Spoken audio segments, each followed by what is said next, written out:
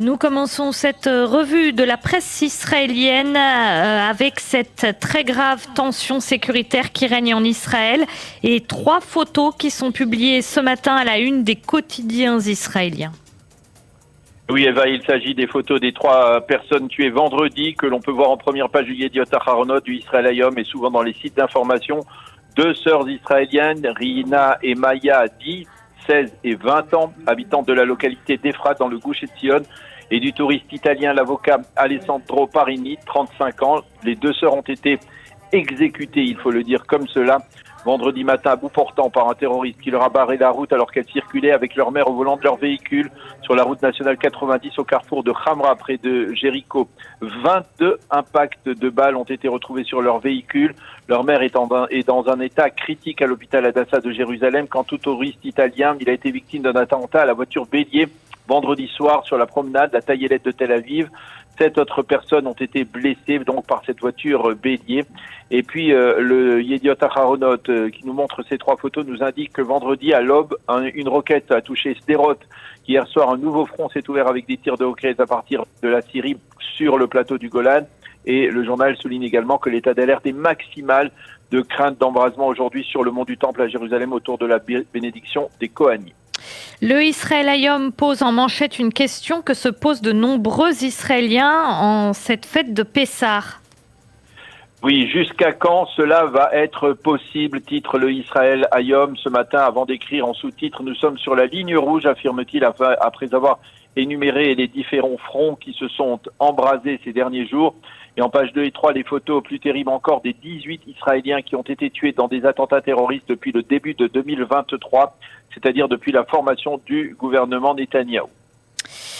En pages 4 et 5, le Yediot Aharonot nous désigne le principal responsable de cette escalade terroriste en Israël.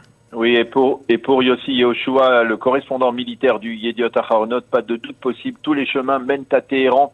Ce sont les Iraniens qui profitent de la situation actuelle pour embraser tous les fronts possibles au Liban, en Syrie, à Gaza, en Judée-Samarie et bien évidemment sur le mont du Temple en plein Ramadan. Les Iraniens constatent la division interne au sein de la société israélienne autour de la réforme judiciaire.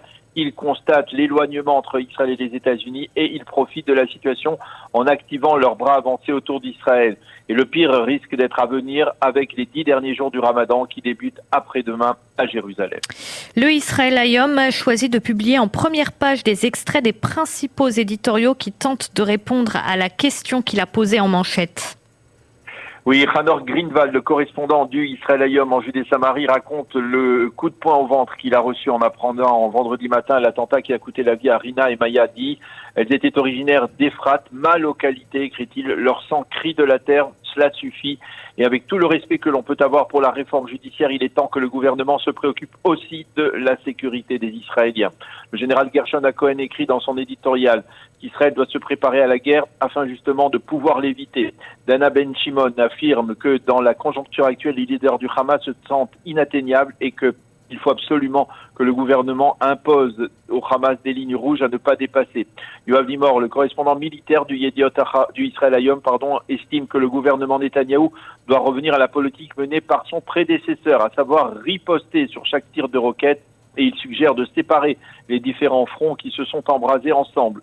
Pour Yehuda Schlesinger, une conclusion s'impose. Face au terrorisme qui fait feu de tout bois, le gouvernement à droite, toute, formé par Binyamin Netanyahou il y a 3 mois, a échoué. Vous aviez promis une politique musclée, tenez donc vos promesses au lieu de proposer une politique de retenue, écrit ce matin Yehuda Schlesinger. Même son de cloche de la part d'Ariel Kahana qui écrit ce matin dans le Israël Hayom. Netanyahou, le gardien d'Israël, le monsieur sécurité d'Israël, a échoué dans sa mission. Ses résultats sont médiocres comparés à ceux du précédent gouvernement et il précise, dans les milieux de la droite, tout le monde le dit, Netanyahou a perdu de son éclat et on se demande ce qui lui est arrivé. Quant au Yediot Aharonot, lui cite en première page des extraits de plusieurs éditoriaux qui tentent d'analyser la situation. Oui, et là aussi, comme dans le Israël Hayom ce matin, Amichai Attali revient sur l'assassinat des 2 sœurs Rina et Maya Di et remarque que comme l'ont fait de nombreux internautes, que pour la 3e fois en quelques mois, après l'attentat à Ramot et l'attentat à Hawara, le terrorisme palestinien va obliger des parents à enterrer leurs enfants, 2 enfants dans chaque cas. Ces 3 familles, la famille Pali, Yaniv et Edi, entrent dans le club de la douleur infinie, celui des familles frappées par le terrorisme. Le général de réserve Giora Eiland considère, comme l'a expliqué Yossi Yehoshua dans le Yediot, que cette situation de plusieurs fronts qui s'embrasent ensemble est particulièrement préoccupant. Ce qui l'inquiète également, ce sont les jeunes Palestiniens de Judée-Samarie qui sont de moins en moins dissuadés d'agir. Et surtout, ce qui est préoccupant, c'est la capacité de Téhéran d'agir directement à partir de la Syrie. Pour Shimon Schiffer, la réaction d'Israël doit être ferme afin de bien comprendre, de faire comprendre que la violence palestinienne qui rêve de nous voir disparaître d'ici ne puisse pas se concrétiser. Pour Nadav Eyal, il n'y a actuellement pas de gouvernement au pouvoir. Pour lui, un gouvernement qui n'a pas peur de l'extrême droite aurait agi avec sagesse. Un ministre de la Sécurité intérieure véritable se serait demandé ce qui s'est passé dans la mosquée d'Al-Aqsa la semaine dernière lorsque les forces de police y ont pénétré.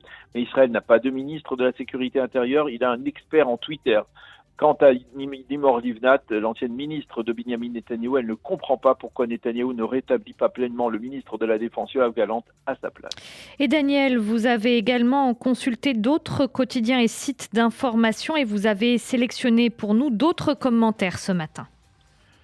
Oui, commençons par l'éditorial du Haaretz, l'éditorial central du Haaretz, le titre dont le gouvernement actuel est affublé est celui de gouvernement du chaos pour le Haaretz. C'est le chaos après le chaos judiciaire, écrit-il. Voici donc venu le chaos sécuritaire et les citoyens israéliens vivent dans une situation précaire parce que leurs dirigeants ne sont pas dignes de remplir leur mission. Akiva Novik, toujours dans le Haaretz, écrit que nous avons actuellement un aperçu de ce que peut être le gouvernement Netanyahou, mais pas Bibi Netanyahou, mais le gouvernement de Yair Netanyahou, le fils de l'actuel Premier ministre. Dans le site N12, enfin, le général de réserve Amos Yadlin constate que le Premier ministre Binyamin Netanyahou ne fait pas confiance au cabinet sécuritaire qu'il a lui-même formé il y a quelques semaines de cela.